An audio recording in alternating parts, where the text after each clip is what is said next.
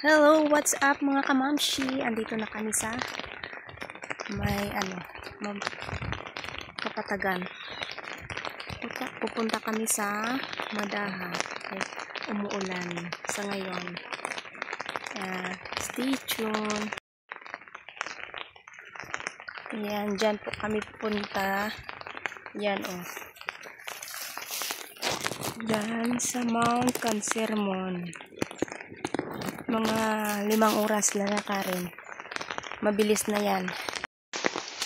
So ngayon guys, naglalakad kami sa masukal na daanan at umuulan.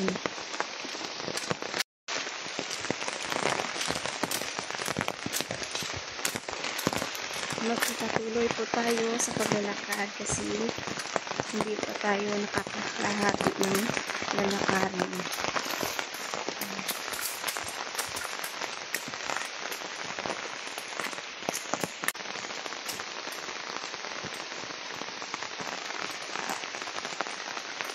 Yung mga dala namin kinarga sa kabayo.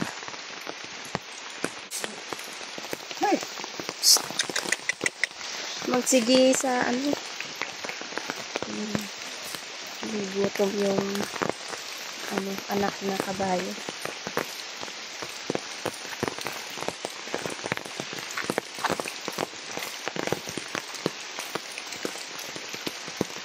Pasado 3:00 ng hapon.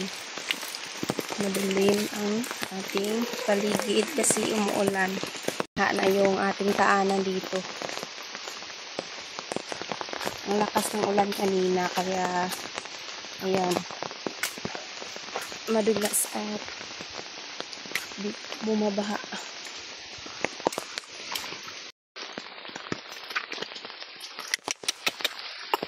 Ang kabayuan sige pang hapit-hapit.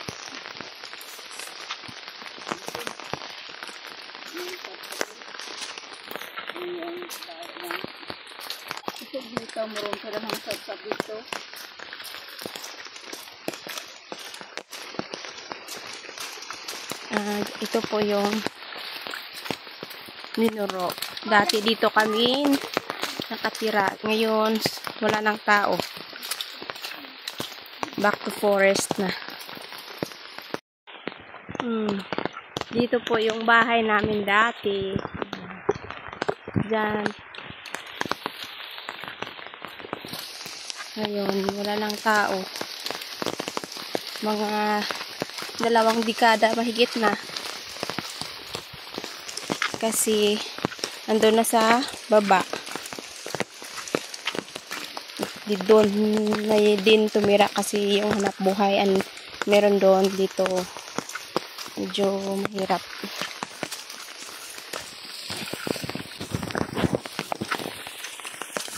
Itong bahay landiman ng kuya ko.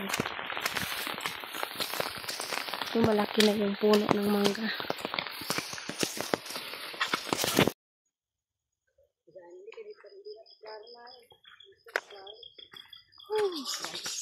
Malapit na po kami guys sa Madaha. Paakyat na, paakyat.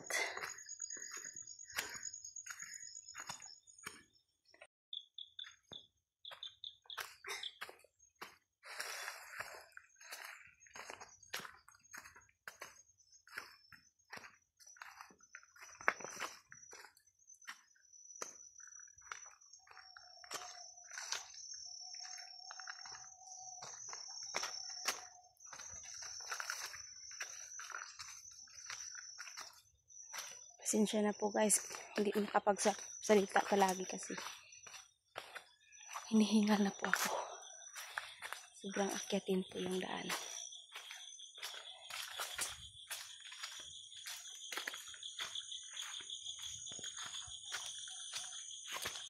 Ayan. Akyat. Akyat to guys.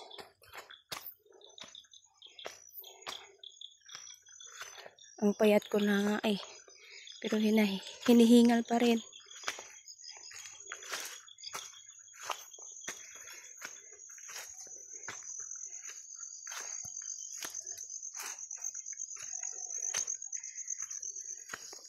Akyat.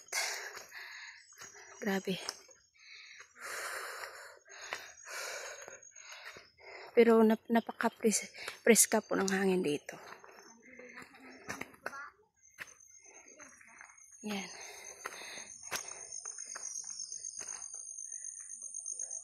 Napakaganda. Ayan, andito na po kami sa Madaha.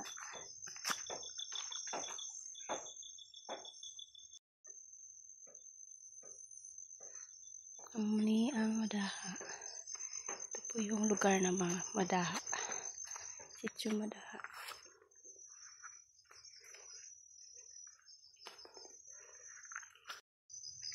Ayan, nakarating na po kami sa Madaha.